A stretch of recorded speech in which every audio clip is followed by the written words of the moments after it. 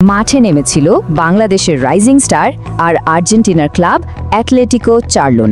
মানে কাগজে কলমে এটা ছিল একটা প্রীতি ম্যাচ, কিন্তু মাঠের ঘটনা যা ঘটালো তা বন্ধুত্বের চেতনার সাথে এক কথায় চরম বিশ্বাসঘাতকতা।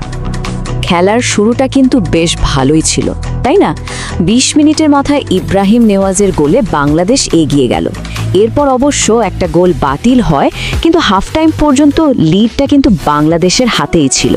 এরপর সেকেন্ড হাফে আর্জেন্টিনা গোল শোধ করে খেলায় সমতা ফেরায়। এই পর্যন্ত সবকিছু কিন্তু একদম স্বাভাবিক ছিল। হ্যাঁ, সবকিছুই ঠিকঠাক চলছিল, কিন্তু তারপরে এলো সেই অভিশপ্ত মুহূর্তটা। খেলার ৭২তম মিনিট, শুধু একটা মুহূর্ত যা কিনা পুরো ম্যাচটাকেই কলঙ্কিত করে দিল আর জন্ম দিল এক লজ্জার ইতিহাসের।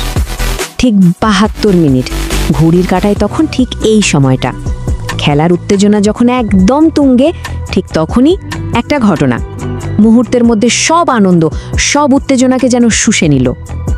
দেখুন কিভাবে একটা ছোট্ট স্ফুলিঙ্গ থেকে দাবানল জ্বলে উঠল।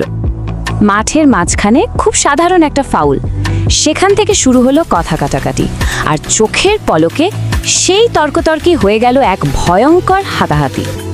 খেলার মাঠ যেন মুহূর্তে কুস্তি আখড়া হয়ে গেল। আর এই পুরো ঘটনার কেন্দ্রে কে ছিলেন? Red and green rising stars দলের ৩ নম্বর জার্সি পরা খেলোয়াড় ইহসান হাবিব রেদওয়ান। তার কাজ কারবার ছিল এক কথায় অবিশ্বাস্য। বল দখলের লড়াইয়ের পর সে প্রতিপক্ষের খেলোয়াড়কে শুধু লাথিই মারেনি, ভাবুন, প্রতিবাদ করতে গেলে তার মাথায় সজোরে ঘুষিও মেরে বসে। এটা তো খেলার অংশ হতেই পারে না।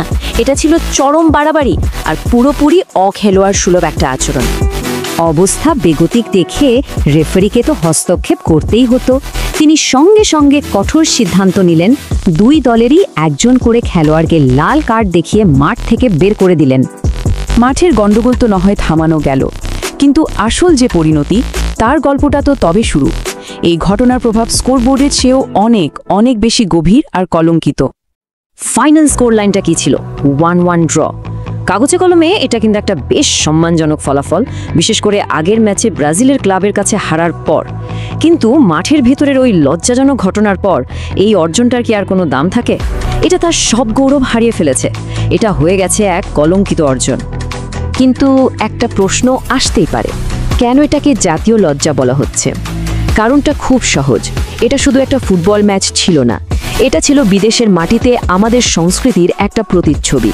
আর অতিথিকে নিজের দেশে ডেকে এনে তাদের উপর এমন আক্রমণ করাটা আমাদের হাজার বছরের অতিথি আপ্যায়নের যে ঐতিহ্য, সেটার মুখে সরাসরি চুনকালি লেপে দেওয়ার মতো।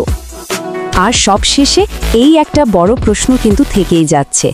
ল্যাটিন আমেরিকা থেকে দুটো ক্লাবকে আনা হলো, এত আয়োজন, কিন্তু এমন একটা ঘটনার পর ভবিষ্যতে আর কোনো আন্তর্জাতিক দল কি বাংলাদেশে আসতে ভরসা পাবে?